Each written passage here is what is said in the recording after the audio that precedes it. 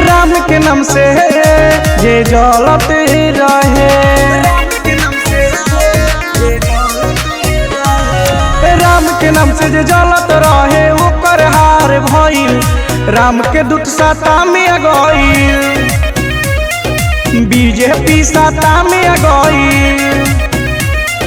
राम नाम के डंका देखा फिर से बाज गइल, बीजेपी साता में गइल।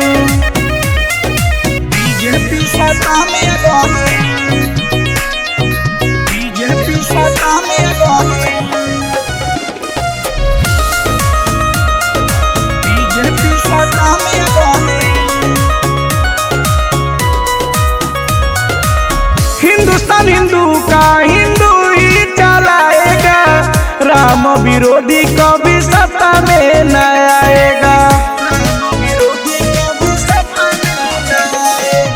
हिंदुस्तान हिंदू का हिंदू ही चलाएगा, राम विरोधी कभी सत्ता में न आएगा। राम के बुरा बोलने वाले मुंह के भर गिर गई, बीजेपी सत्ता में गई। रामदूत सत्ता में गई, बीजेपी सत्ता में गई, बीजेपी सत्ता में गई, बीजेपी सत्ता में गई। राम जी सेम के करे हाथ जोड़ी, बनल रहे असई नीतीश मोदी के जोड़ी।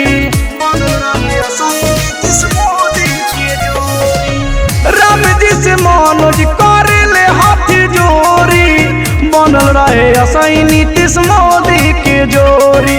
कौनो धर्म विरोधी के नाम मंसूबा पूरा भइल, बीजेपी साता में गइल।